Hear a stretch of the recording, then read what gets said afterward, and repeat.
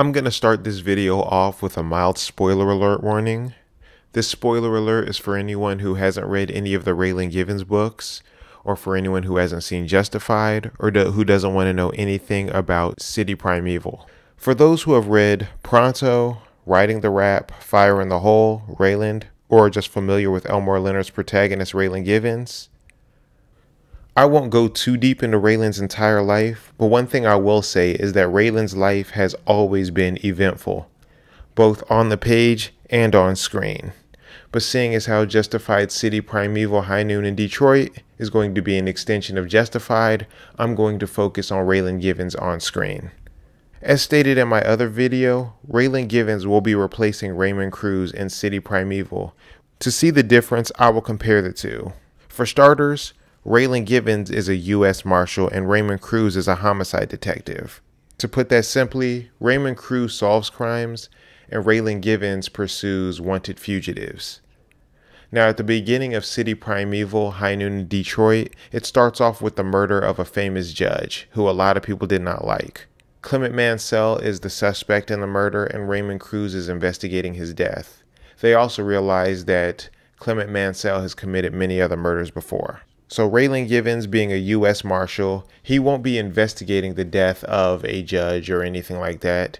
He'll be hired to find Clement Mansell, who should already be a wanted fugitive in this series. So that should be a pretty easy rewrite. Now, the differences between Raymond Cruz and Raylan Givens, for starts, is Raylan is older and has seen a lot more death than Raymond. Raylan Givens has also killed a lot more people than Raymond Cruz. The main villain in the series, Clement Mansell, has killed so many people that he has a nickname as being known as the Oklahoma Wild Man. This partially puts him at odds with the main character, Raymond Cruz. Raymond Cruz is out of his depth a lot of the times when going up to Clement Mansell. He realizes Clement is much better at killing than him and has a lot more experiences with shooting and death. This is what makes Raylan Givens different.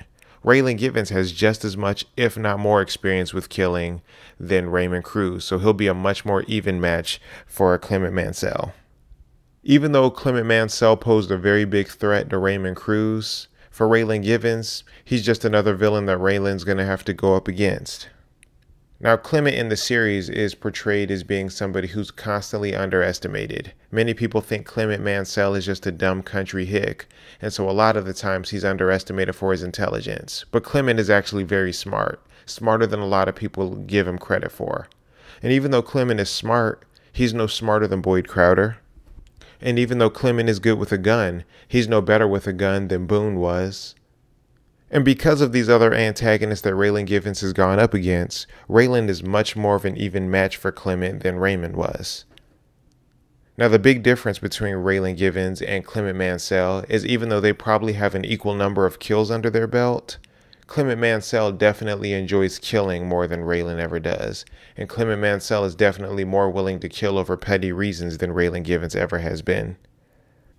Now, a big change to this story that was definitely not a part of the book is the introduction of Raylan Givens' daughter. Raylan Givens' daughter will actually be played by Timothy Oliphant's real-life daughter. Hopefully, throughout the series, we've seen in the trailer so far that Clement Mansell was messing around with her, trying to intimidate her. Hopefully, this doesn't become a big damsel in distress trope. But overall, this will give Raylan Givens a good opportunity to finally have a real high noon in Detroit against Clement Mansell.